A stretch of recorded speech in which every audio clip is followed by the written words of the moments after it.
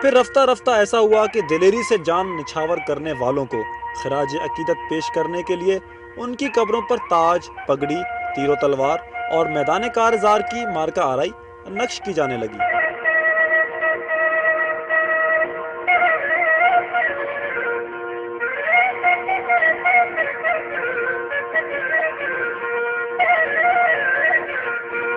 अगर एक बहादुर मरा है तो आप उसको सेलिब्रेट कैसे करेंगे, उसको दूसरों से कैसे मुमताज़ बताएंगे।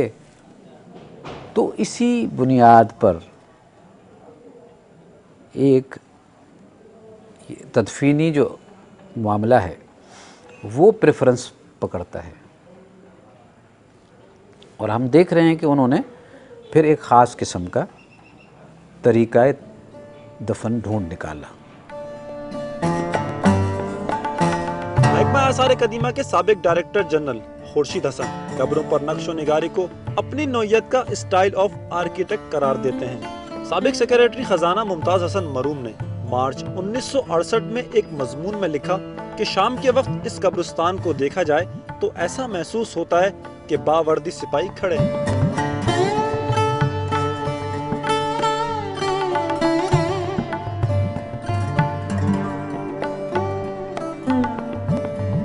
कब्रों की तामीर में इस्लामी तर्ज नुमाया है।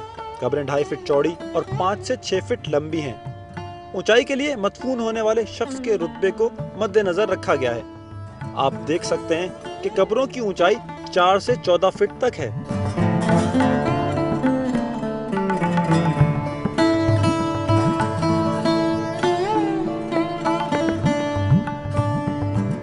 पत्थरों को मुख्तलिफ साइज की सिलों की शक्ल में काटकर कब्रों पर रखा गया है। इनमें कोई जोड़ नहीं।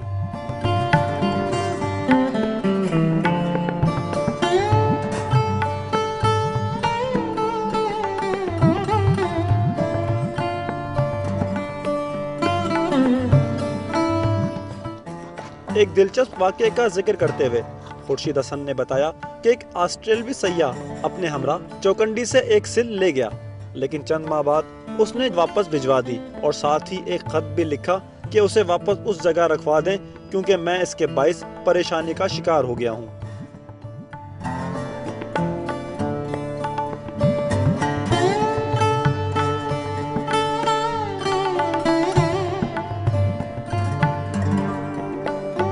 जब से मैं इस पत्थर को लाया हूँ तो मैं मतलब ये है कि मेरी नींदें हराम हो गई हैं। रात को पता नहीं मुझे कोई ऐसी चीज़ एक परेशान करती ही है कि मैं तो आई हैव बीन हैविंग यानी रेस्टलेस नाइट्स। और ये मैं आपको भेज रहा हूँ, तो मेहरबानी करके आप इस पत्थर को वहीं लगवा दें जहाँ से मैं इसको लाया था।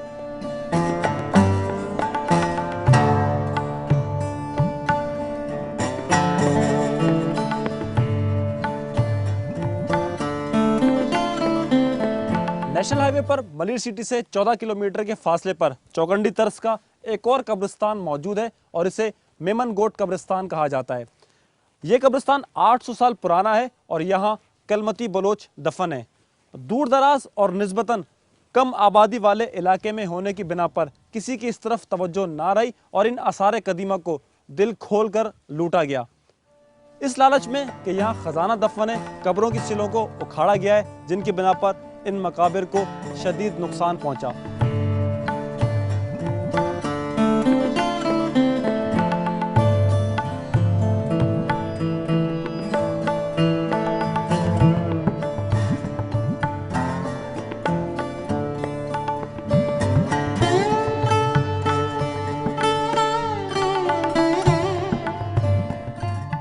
सिर्फ इतना ही नहीं, 800 साल पुराने इन नायाब नवादरात को बेशुमार लोगों ने अपने घरों की जीनत बना लिया और ये आसार कदीमा आज इस हालत में हमारे सामने है।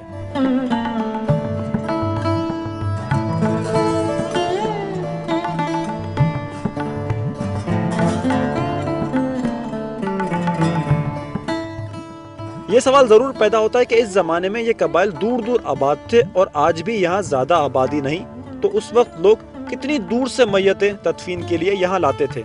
इस सिलसिले में मुख्तलिफ रिवायात मौजूद हैं। बताया जाता है कि मेमन गोट का एक रिहायशी बलूचिस्तान के इलाके मकरान रिश्तेदारों से मिलने गया। उस जमाने में वहाँ कहत का दौर था।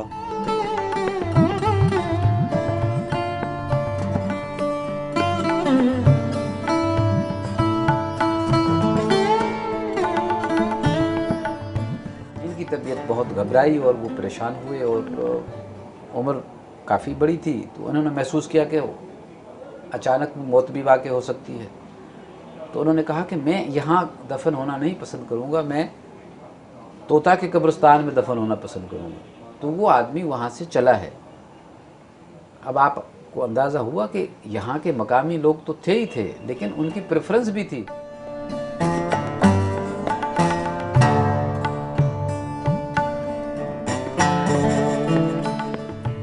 मेमनगोट के इलाके में आबाद कलमती बलोचों का ताल्लुक दर हकीकत मकरान से था और उनका कबीला होत था।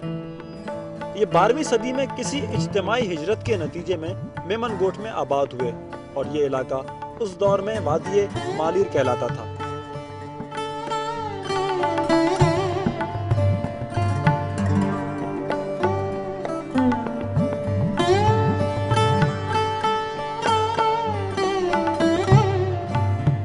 इस इलाके में आबाद दीगर कबाइल में बरफत और जोखियों हैं, जो सम्मा कबाइल की ज़ेली शाखें हैं। सम्मा कबीला राजपूत कबीले से ताल्लुक रखता है।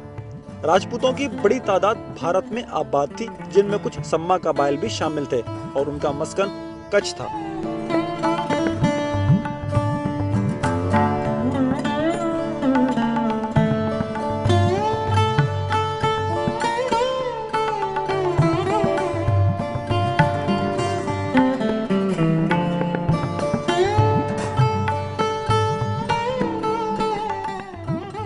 वहाँ उनको जाम कहा जाता था और यहाँ भी इनको जाम कहते हैं। एक ख्याल ये भी है कि चौकंडी यानी छतरी जैसी तर्ज तामीर का अंदाज बलोच कबाइल उन इलाकों से लेकर आए।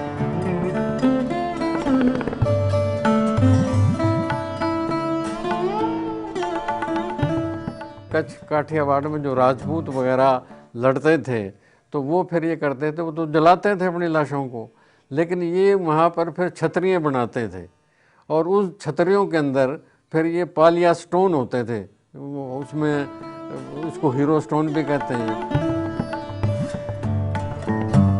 सिंध में कब्रों पर नक्शो निगारी का फन 18वीं सदी में कलहोड़ा दौर तक रहा। फिर उलमा ने हुकूमत पर जोर दिया कि कब्रों पर ऐसे अखराजात ना किए जाएं। यह खित्ता किसी बादशाहत के बराह रास्त असर में था और ना ही इनके बहुत ज्यादा रवाबित बड़ी आबादियों या शहरों से थे।